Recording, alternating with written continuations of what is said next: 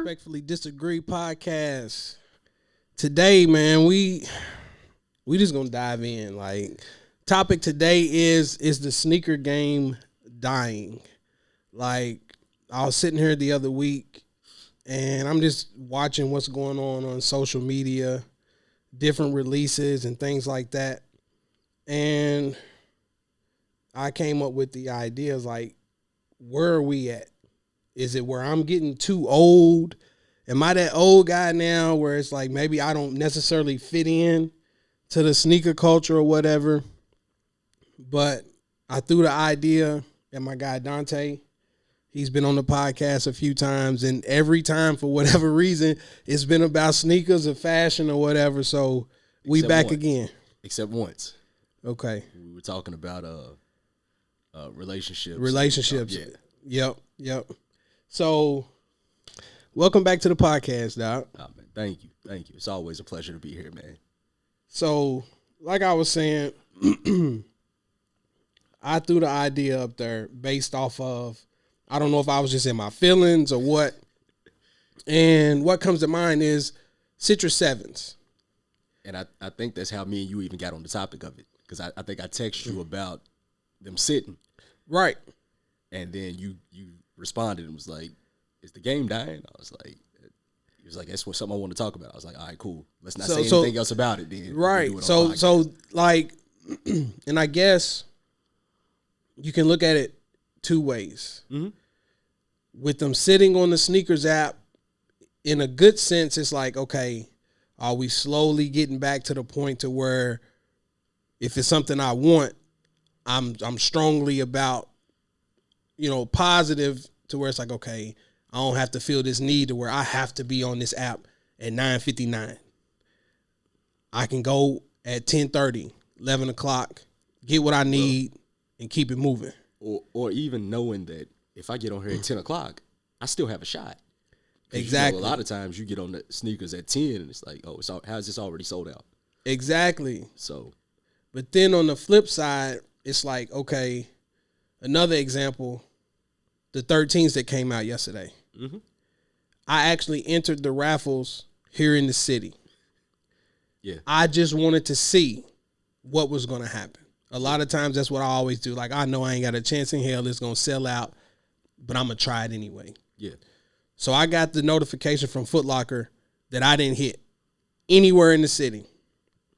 And I'm like, bro, ain't nobody checking for them 13s like that. Like, you just got to like them. Everybody don't like them. Do you? Kind of. And the reason I asked you that is because you said something the other day when we was in the gym about wanting to collect, looking at it as a collector instead of just shoes that you like. Mm-hmm. And I didn't comment because I was like, we'll talk about this whenever. Of course, we're gonna get there. I asked you if you like it because you were talking about collecting every 13 as far as you got the French Blues, so you wanted these two, the original French Blues, so you wanted this pair too. So is it like, do you want that shoe because you like it, or is it just because to say I'm collecting the original colorway and the reverse of it if they release it? I got to the point to where I wanted the original, and then I got into that mode where I wanted the reverse because at first I quit wearing Jordans. Mm-hmm. I done slowly kind of crept back into that. I remember. And that's going to be a talking point as well because it's kind of like me being a LeBron guy, I feel like I can admit that the LeBron line has kind of fell all the way off. Yeah. And growing up, I always wanted every colorway. Mm-hmm. I wanted to be able to say, hey, I love this model. Today, I'm wearing blue, so I got the blue of my favorite model. Yeah. The reason why the 13s that came out yesterday kind of caught my eye is because back in the day, the original gray toes with the burgundy. Yeah. I never had those. Yeah. So I know you remember they tried to do the retro, but they made that whole gray come up the entire tongue. Yep. I wasn't feeling that. Yeah. So then when I saw this one, I kept saying, I was like, I want to see the pictures. I want to see what pictures look like. And I was sitting there looking at YouTube, watching some different reviews or whatever. And in my mind, I was like, I can see LA Dodgers fit or something like that. Like I started putting different things in my mind. So I was like, I'm just going to try. If I hit, now it's up to me whether or not I get up and go pick them up or whatever. I'm just going to try. But like I said, the entire city told me I didn't hit. But then you get on sneakers yesterday, and hell, they might still be up there. They might still be sitting up there. When I looked just because I didn't want them, but I looked just to see if they sold out. And it might have been like 6, 7 o'clock last night, and the only sizes that were sold out was like a 14 and up. Oh wow. So that's the part where it's like, I also want to look at the bad, because I'm saying to myself, it's like, don't get me wrong, I'm not hating on any resellers or people that have like mom and pop shops and things like that. But it's like everywhere in the city is sold out. But then if I go to one of these places, I'm not going to call no names or anything like that. They're in the store for me to get from a secondary market for $300, for $350. And that's why I'm like, okay, has sneakers is this completely is it dead?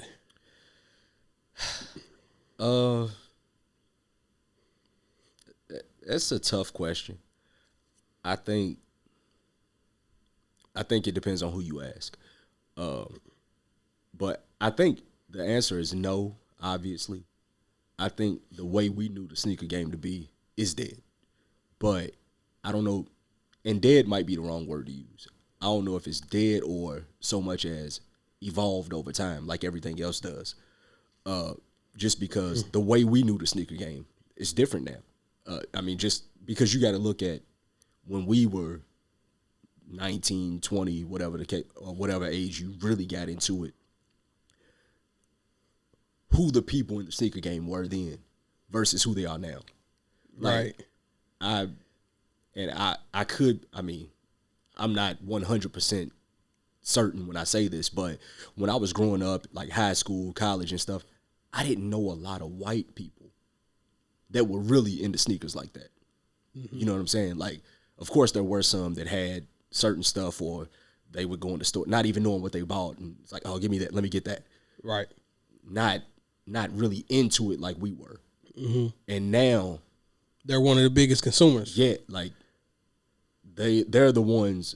Those are the resellers. I mean, of course, there are black resellers, but those are the ones.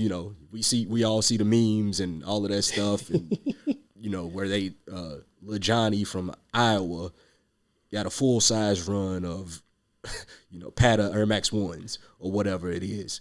So I think the players in it changed, and just like anything else, when the wrong people infiltrate it, it messes it up for everybody, or it makes it look different from what we knew and loved. I like that angle because I've never thought about it that way, and that also plays an influence now that I'm thinking about it in terms of price points. Yeah, because growing up, I can only speak for myself. I had to save every penny to try to get the new Jordans that was going to come out. I had to cut grass, wash cars, do whatever I had to do. Where now you go in these stores, and I'll tell you what, when we was in New York, we was at Flight Club. Yeah. How many parents did we see in there and their kids just running around? Yeah. You got this, you got that, da-da-da. So now you got parents, ain't nothing wrong. Like, if you're financially able, do whatever you do. But I'm gonna interrupt you on that, because, like I said, we both black men, older in regards to the shoe game. You know what I'm saying? We're not old by any stretch, but older black men with families, responsibility. The people who were in there with their kids, they didn't look like us. Nah, not at all. You know what I'm saying? So that's where we say, yeah, we, like you said, if you can afford it, do whatever you want to, which we could afford it. But I still don't think, when my son's of that age, I don't know if we going in a flight club and like, oh, just run around, pick out whatever you want to.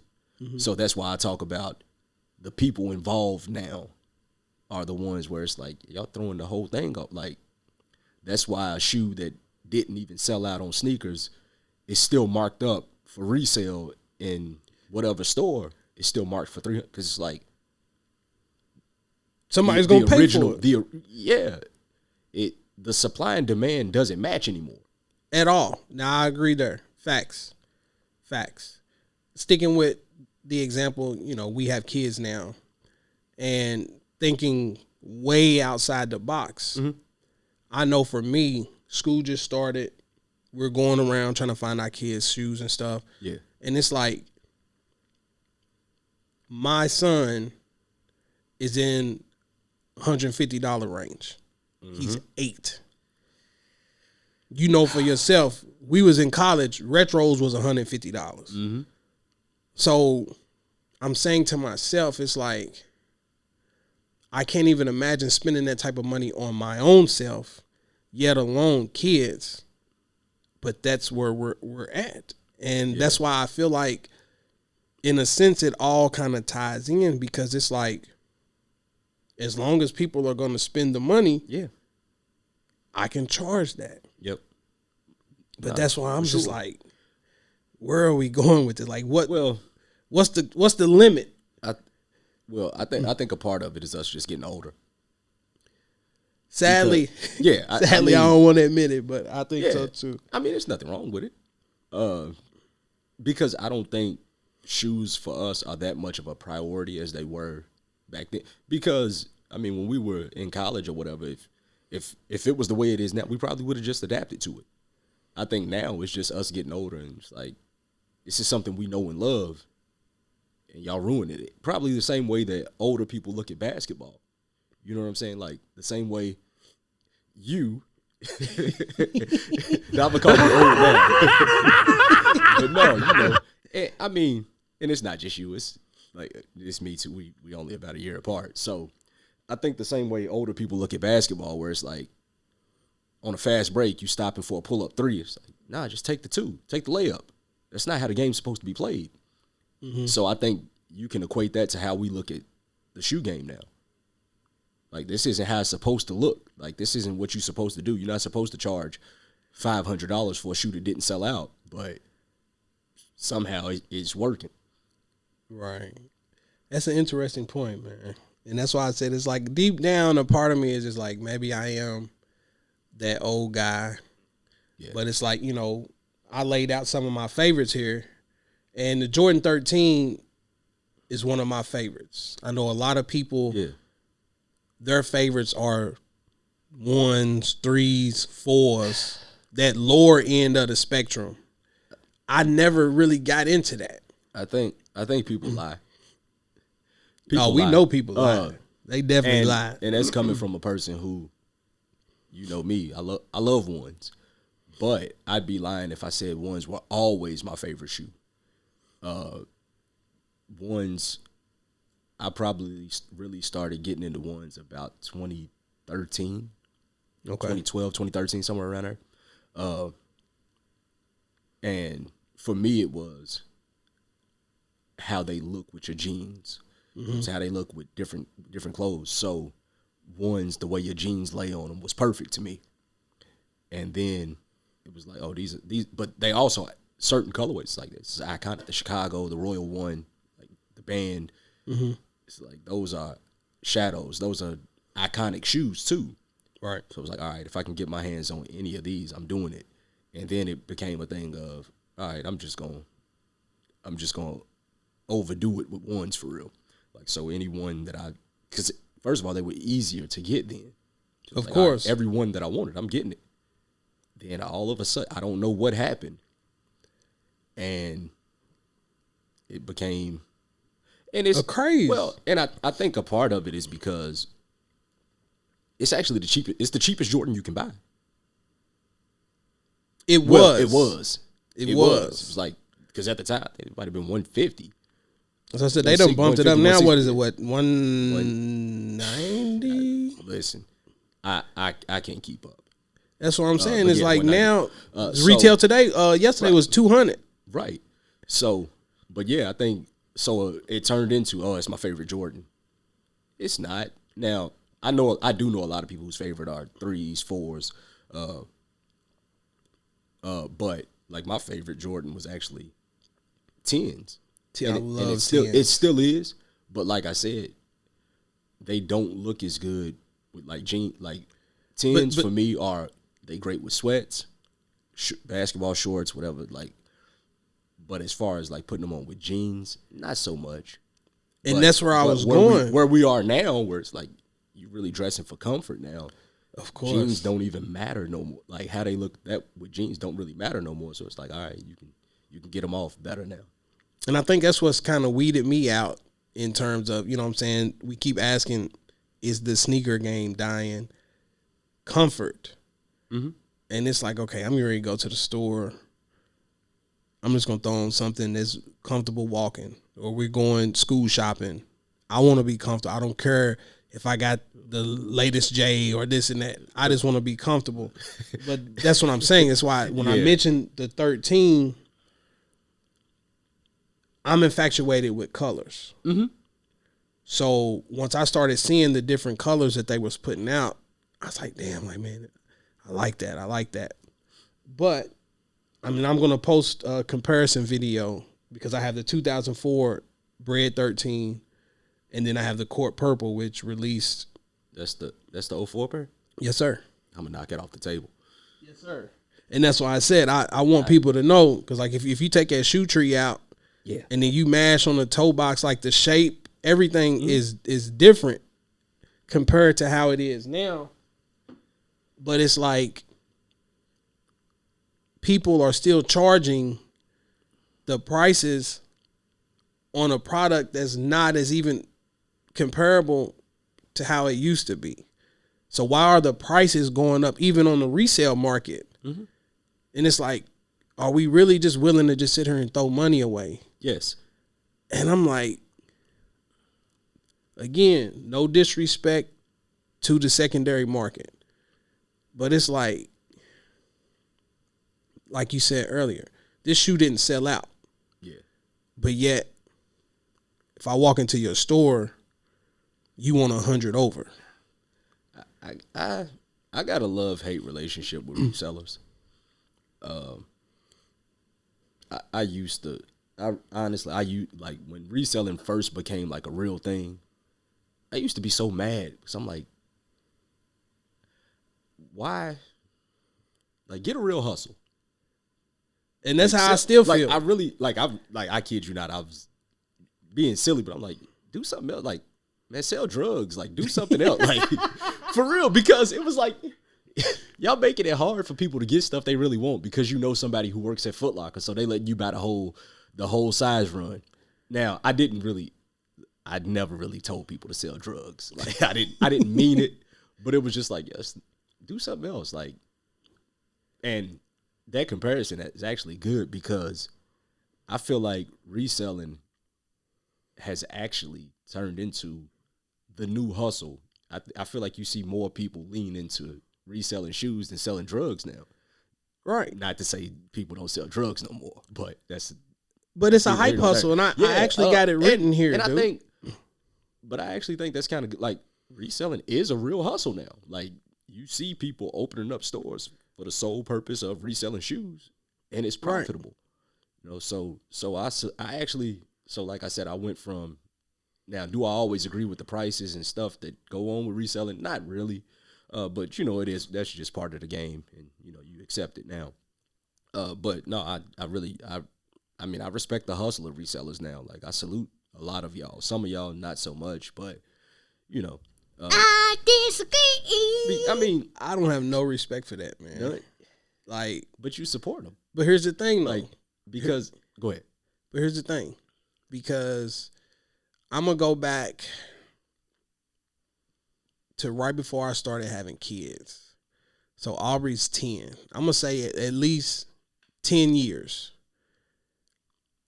The secondary market, you had to still put in the groundwork to network and meet different people I got so many kicks that might have sold out in Lexington off of people that I met networking via social media. Now, just off of good faith, I'm like, hey, bro, I'm going to shoot you gas money, some money on top for your troubles, and I'll cover the shipping. So even though the Jordan was $150, I'm willing to do $250 for your troubles, $275 just to feel like, all right, cool. And everybody's like, all right, cool, appreciate it. If I can throw an extra 40, 50 in my pocket, cool. People were actually going like, hey, I got an extra size 12 if anybody needed. People were looking out for each other. Now it's turned into, I have the plug, I have the connection. I'm going to get this size 12, but guess what? I want 300 off top. I want 350 off top. It ain't even a negotiation factor. It ain't even, hey, we're friends, but we don't mix business with friendship. If you want it, you're going to pay my price. And like you said, it is the hustle now, but at the same token, it's like, really, man? I'm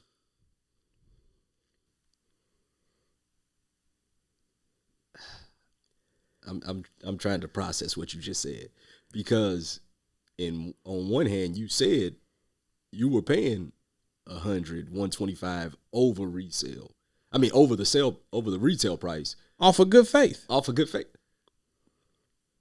But now, because that's the starting point and it's not, and the relationships aren't the same, now it's problematic for you. It's problematic because I'm telling you that if it was a shoe that I really wanted, and I went through all my hoops of trying to get it here, I couldn't get it, nobody could help me locally, I'm willing to say, you know what, this is how bad I want it.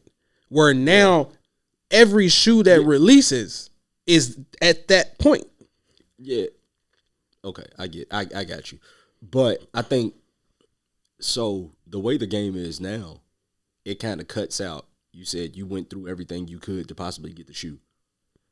Well, now you don't got to go through it no more because you know who's going to have it. But am I willing to pay their price? Yeah. No. I 100% understand that point.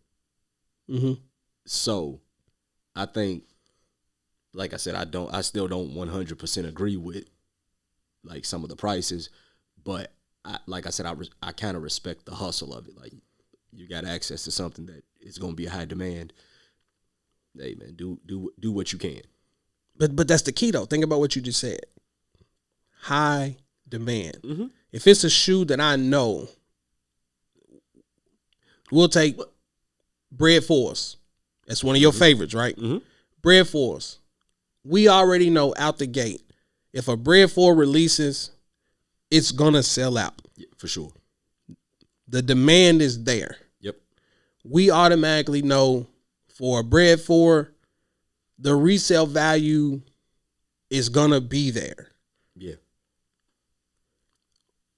But are you gonna look at that the same way as the 13s that just came out yesterday? We'll use that. No. And so, okay, I got you. So it should, like, and that's why I said earlier, the supply and demand don't match, because the demand for those two shoes aren't the same, but the resellers are acting like it is. Exactly. So it's an illusion.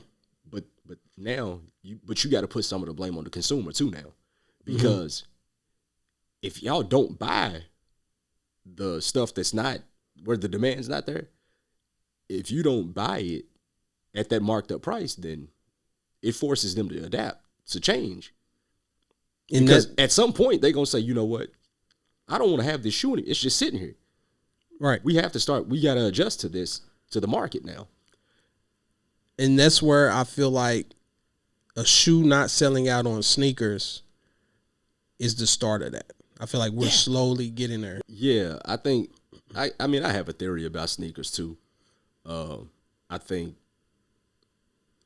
I don't know, a lot of times I don't know if stuff really sells out. I think that's why I said it's an illusion. I think sneakers decides, okay, this is all we selling today. So it looks like it sells out, and then 2-3 weeks later, guess what? Oh, we got a restock. Why? Like I was talking to somebody about the Citrus 7s the other day too, and they brought it up. They was like, man, these are still sitting. I was like, yeah, it's not a good quality shoe. I was like, even like I still got my 07, 06. I still got my 06 pair. I'm like, the suede on that one wasn't great. I was like, so I thought it was a cool shoe then, and well, when I bought it, then I actually didn't like it for a while. Mm-hmm. So I never wore it. Then one day I pulled it out. I was like, okay, these are cool, like whatever. That was just fire. I go back and forth. Like if somebody said I hate that shoe, I could see why. Okay. But I was telling them, I was like, yeah, they still sitting. This was like days later. Mm-hmm. I was like, they'll sell out soon, and then magically there'll be a restock. But it's not really a restock because it's just the pairs that y'all still had. Exactly, and see, and that's the key, because I'm glad you said that, and that's the part that kind of grinds my gears too. It's like, okay, they look like they sold out, so now secondary market is like, hey, I have these, you can't get your hands on them. I'm gonna try to control the price point. Mm-hmm. I want them desperately, so I pay that, and then like you said, a month later. Restock. They restock. Yeah. I mean, but that goes to I know you've heard people say it before, and as I have too. Mm-hmm. I mean, you're a little more active in the sneaker game than I am, as far as what the online chatter and stuff like that is. But that goes to the thing of people saying the Nike and shoe companies are involved in the resale market. Yeah, it's very possible. I feel like they are. Yeah, and I mean, because of what we just said about the fake sellouts and then the restocks, and adjust like the fake sellouts to basically reset the resale market or whatever. It's hard to not think that the shoe company, Nike or whoever else, is involved in it. Right. So see, and this takes me to the next talking point. It's like, are they running out of ideas? Are they running out? Or we done already crossed that ran bridge? out a long time ago. Because now, I think a lot of the creative people aren't that creative. So facts. It's just now it's okay. This colorway did well. So, or this model does well. Mm-hmm. So how can we maximize that? How can we keep flipping the same colors? How can we keep flipping that to make a new shoe? Yeah. Or what else can we do to this model to say, okay, here's a new shoe. Like, let's put out a new one. Like I said, I love Jordan 1s. It's dope shoe. I really want them to stop making ones for like 2 or 3 years. Finally, ladies and gentlemen. I really do. It's too much. It's becoming overkill. Like, I sent you the picture of the one that had a damn fanny pack on a fanny pack, a parachute on it or something. I'm like, what is this? Like, what are we doing there? And I bet you money. Has it came out yet? I don't know. I don't know. I bet you money it's gonna be 500 resale. I hope it never comes out. Like, I hope the shipment gets lost. The boat sinks, whatever y'all do, like the airplane. I don't want to say. But that's what I'm saying. Like, but whatever y'all doing, like these don't need to see the light of day. Like, there's no reason to have a parachute on the side of my shoe or the back. But the crazy part is somebody's gonna buy it, and that's why I'm asking. I'm like, am I that old grumpy guy now? And I'm labeling it as the sneaker game is dying. Yeah, because they're running out of ideas. They're just mashing up colorways. Mm-hmm. Because I saw a Jordan 3. You may know what I'm talking about. It was black, but then they blended all this brown into it. The one with the brown suede or something. Yeah. And I'm like, the ones that look like the cements, but it's brown instead of gray. And I'm like, yeah, why? Like, why is that necessary? Or let me ask you this: have you ever just went on sneakers and just scrolled to see what was coming out? Mm-hmm. Yeah, that's actually how I saw the 13s were still sitting yesterday, because I was like, hey, what's about to come out? Because I don't check that often, because I'll know when certain stuff comes out that I'm really interested in. Like, but yeah, I scroll sneakers and I'm like, what? But why? Like some of the things why do y'all make this? that they're getting ready to release is like the shape. It just looks crazy. Yeah. The colors look crazy. The ideas look crazy. And I'm like, yeah, what is this? But then that brings me to another talking point. And it's like, as a basketball person, I always grew up wanting basketball sneakers. Yeah. Because I was infatuated with Iverson, T-Mac, Grant Hill, things like that. So my eyes have always been set on basketball sneakers. If you look at my collection, it's 99% basketball sneakers. Right. But now it's almost like there's zero interest. Yeah, well, I mean, growing up, like I said, we grew up around the same time. So I think everybody was really into basketball sneakers. Like, you had the pennies, the Tim Hardaway, the Air Bacons, the Gary Payton, the one with the zippers, like the gloves, Grant Hills, of course, Iversons, all of that stuff. But did you say T-Mac? Yeah. Okay. So T-Mac, I don't really put him in the same category, because I think back then those shoes were probably still more functional. They didn't look as much like just a basketball shoe. But the T-Max kind of did. It was like that the T-Max I felt like were kind of bulky. They were definitely a bulky sneaker. Yeah. So those really, that's one of the first ones I remember where it was like, this really just looks like a basketball shoe. So I think now, and I think that's the problem now, with like the material that they use and stuff like that on the shoes now, like everything's they're making them just for performance instead of for the aesthetic of it or for the fashion part of it. Right. Even with the Jordan line, what number are they on? 36, 37? I don't 37, I believe. Are you buying any of those for anything other than basketball? Like, if you look at that, there's nothing that draws you to that shoe. The first thing you say when you see a new Jordan is, man, I wonder if that's comfortable. Yeah. So, but you know what? That's a great point too, because it's like, are we stuck in that? You know what I'm saying? Of course, Jordan Brand is going to capitalize off of model 1 through, I'm going to say 14. Kind of stops at 14.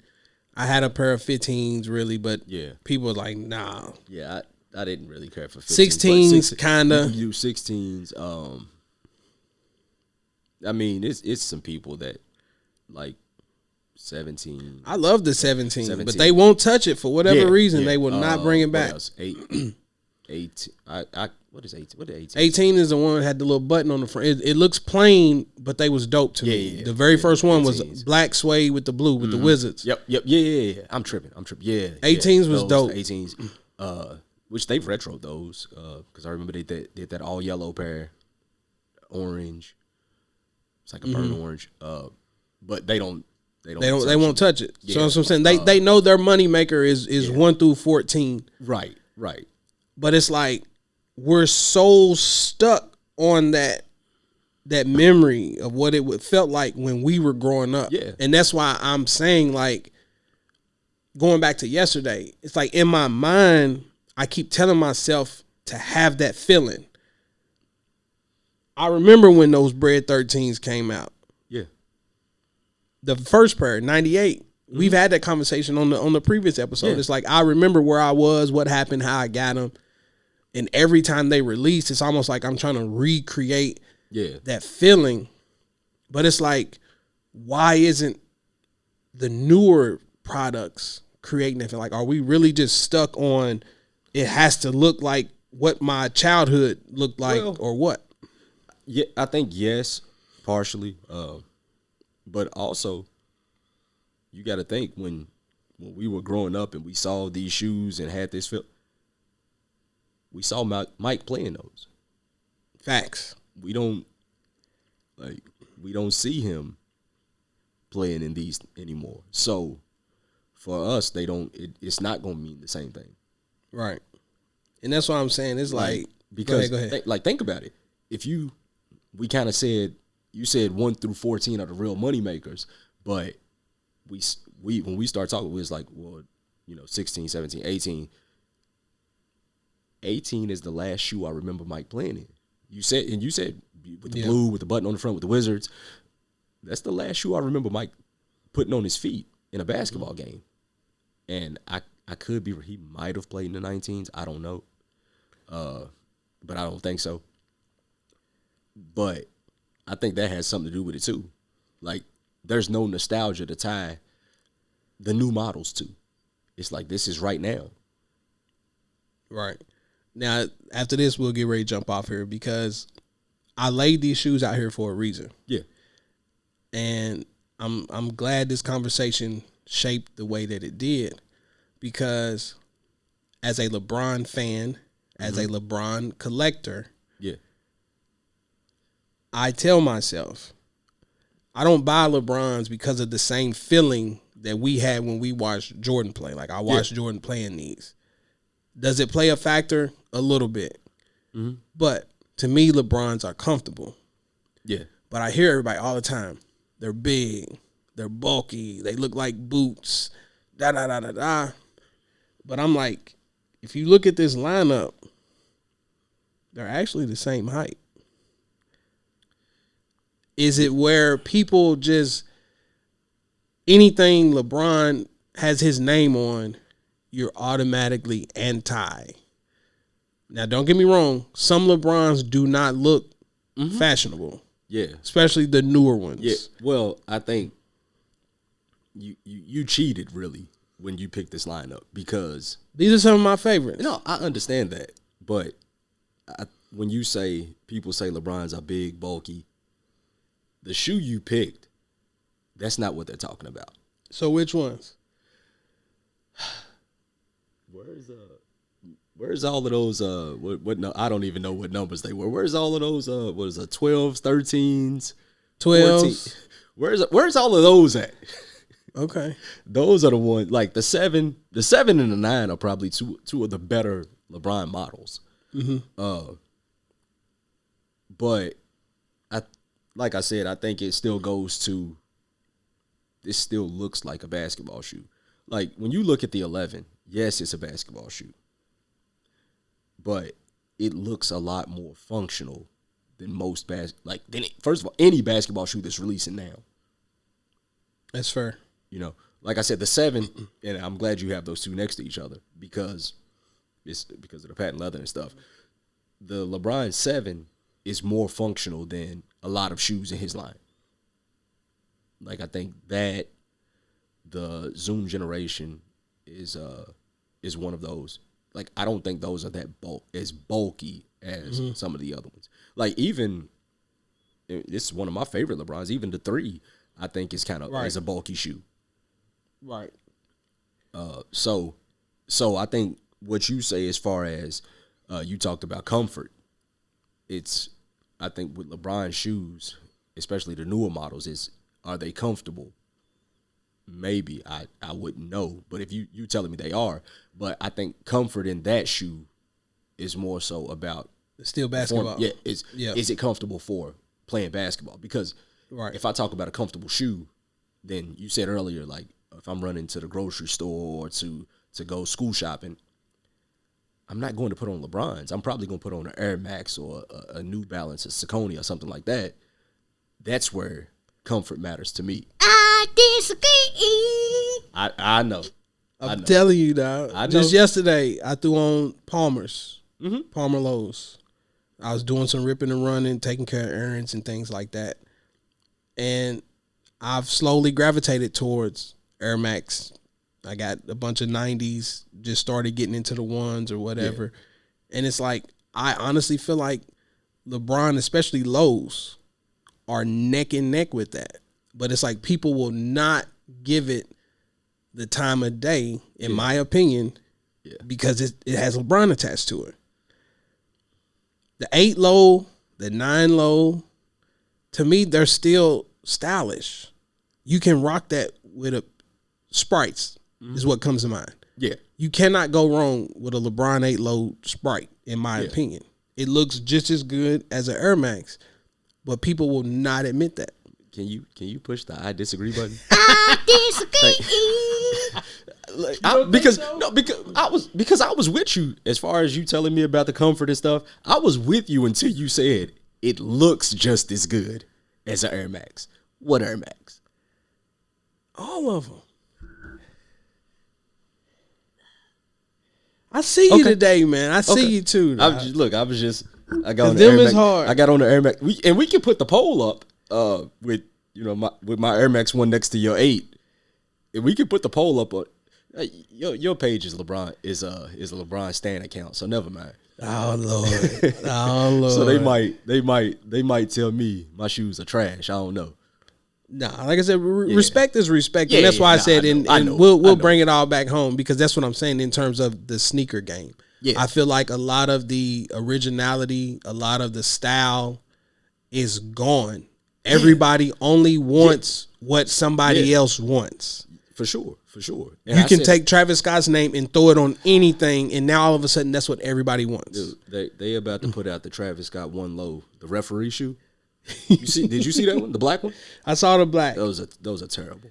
But that goes back to what I said earlier about them. I want them to leave ones alone for a while. I mean, me, I love Air Max ones too. Mm-hmm. I'm getting to the point where I kind of want them to stop with those too. That's what I'm saying. It's like we're just gonna pump them out. Like I said, Air Max ones is probably my favorite shoe ever. I've always messed with those, and I remember I could get them for dirt cheap.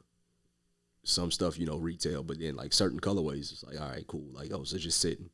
Now everything sells. Like every Air Max one sells out. Everything. Yeah, everything. So like I don't think we touched on this as much, but it's like Nike and Jordan. They figure out, okay, people like this shoe, or this is the shoe we about to focus on now. We're just gonna put out every colorway possible. We're gonna force feed it. We're gonna whore it out, and they've done it with Air Max ones. They've done it with Jordan ones, of course. They're about to do it with twos, which is crazy. Like y'all didn't touch twos for a long time. People asked for some of the OG color twos, a couple of 2 lows, and now y'all just gonna put out every color y'all can think of. But it started with collabs. Yeah. Now it's like, because people wanted this collab, now all of a sudden everybody just has this taste for twos now, and that's what I'm saying. It's like the game is garbage, and it's exactly what you said. It's like, okay, this person said it's hot, or this is what they're telling me it's hot, so I guess it is, and I gotta have it. But I don't get it. Like you said, there's no originality. It's people just going and pre-programmed. And Nike's gonna capitalize on it. Yeah, so I said, I was like, maybe that's my cue to just slowly exit out and just periodically grab things. And after this, we'll jump off here, because pink toe questions. Mm-hmm. We all know where the question sits in terms of the sneaker game, in my opinion. I saw them. I was like, man, them is hard. Like I tried to put that concept together in my mind. Yeah. And I was like, damn, I want those. But then I got them, looked at them. Not really going to wear this. Yeah. And then they just sat there. And that's what I'm saying. It's like, I don't know. Yeah, I don't know. I mean, I've done that with a lot of shoes, though, where it was like, a lot of times it's like, okay, I remember I had this shoe when I was a kid. So if I get a chance to get it again, I'm going to. Or, man, I remember missing out on this as a kid. So whenever I, got a chance to get it, I'll buy it. And then I get it, and I'm like, I don't want this. Or I'll put it on my feet, and I'm like, nope, it don't feel the same, or it don't look how I envisioned it looking in my head. So I think I don't know. I think that's normal. I think that happens to all of us.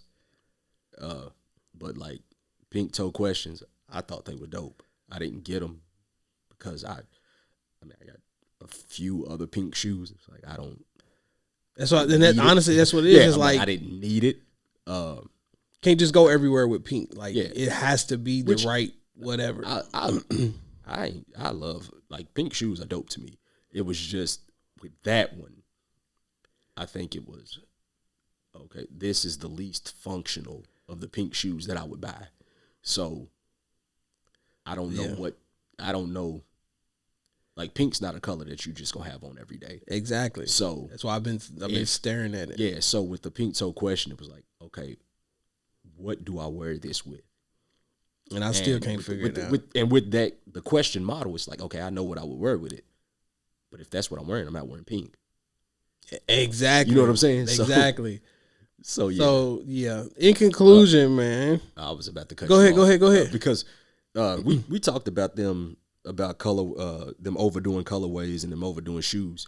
I think, and a lot of that got to do with hype, because what we talked about them overdoing ones and what else? Add 13s to that list. Well, no, that's what I was about to say. They are really doing the exact same thing with 12s and 13s, but nobody cares because there's no hype around it. Like, think about the amount of 12s and 13s we've seen. How many variations of the Taxi 12 have they recently put out? It's wild. High, mid, high, whatever you want to say 12s it's are. Wild. Lows, like, right. We've seen at least probably 4 different ways they've done the Taxi, but it's not the actual Taxi. Right. So, once this playoff 13 drop at the beginning of next year, I'm good on that, because at that point I would have all of the original colorways. Yeah. And I'm satisfied with that. Right. So overall, technically, like you said in the beginning, the shoe game technically is not dying. Maybe our taste is starting to change. Yeah, it's probably more profitable than it's ever been now. So it's hard to say it's dying. I think it's evolved into something that we don't necessarily like. Yeah. Yeah. So, real quick before we get off here, man, I ain't gonna let you get off here, man, without. Oh man. Like I said, I've shouted him out several times. Established premium goods. I thought I was gonna get away without putting a face to the. To you don't have to. If you want me to, I'll take it out. No, it's all. I'll take it out. You know I'm not gonna do that. It's all good. Yeah. But this is what I'm talking about, man. Just a simple Saturday morning. That's clean to me. And it's crazy because none of this was playing. My jail outfit. Yeah, nah, that's hard. Look, you called me Nino Brown, so I had on my gray sweatsuit like they wear in jail. That's hard, man. Like I said, it wasn't playing, and the cool. Like, I can see that, and that's why I'm like, nah, that's dope, man. So y'all be sure to go check out Established Premium Goods. Go follow them on Instagram. Established 502 Instagram, Twitter. Established Premium Goods on Facebook. Got a crazy sale going on right now, so if that's an incentive for you to go check out the website, I appreciate Adrian, man. You always supporting me, always mentioning my brand. Absolutely. So definitely appreciate you. Definitely. So like I said, man, it's dope episode. More or less, it was just me wanting to rant. So I'm glad I had somebody that I could sit here and talk it through without me just sitting here going off on a tangent. Yeah. And like I said, man, y'all check this out. Give us y'all thoughts, how y'all feel in terms of the sneaker game. Follow I Respectfully Disagree podcast on IG. Check us out on YouTube. Till we meet again, man. Appreciate you, bro. Man, thank you. Ass toasted, no competition. Amnesia coasting. I feel so high, I feel so live. My body's intertwined. Amnesia coasting. I feel so live, and I know why. That I can't deny. Amnesia coasting. Goody, fine wine, fools, malt liquor. Wish me I'm high class.